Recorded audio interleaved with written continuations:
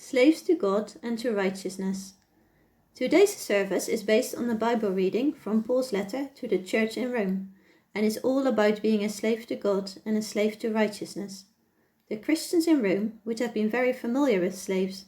In fact, nearly 40% of Italy's population was made up of slaves in the first century. But what was it like to be a slave in Rome at that time? There were three distinct groups in Roman society: the wealthy patricians, the middle-class plebeians, and slaves. Most slaves were prisoners who had been captured during wars and sold to rich families.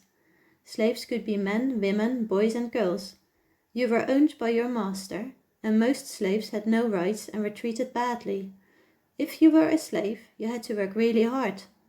Some slaves had been educated, and they could be given work as teachers and doctors, but most slaves were domestic workers running their master's villa.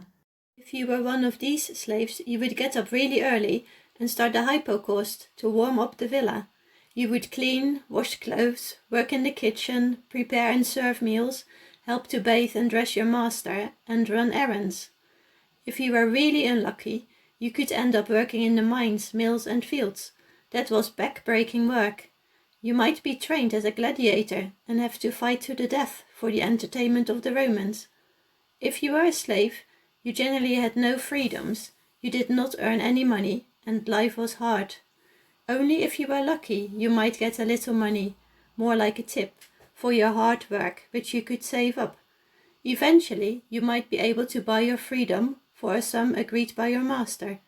But even if you were freed, lifelong obedience and services towards the former owner were part of the deal, and you remained part of the former owner's extended household. Being a slave doesn't sound much fun, so why did Paul urge the Christians in Rome to be slaves to God and to righteousness? When Adam and Eve ate from the fruit of the tree of the knowledge of good and evil in the Garden of Eden, mankind, including the Christians in Rome and we in St. Paul's Church in Slough, became slaves to sin. We can't pay to free ourselves from sin, however much money we have. But the good news is that Jesus paid the price for our release from slavery to sin by coming to earth and dying on the cross.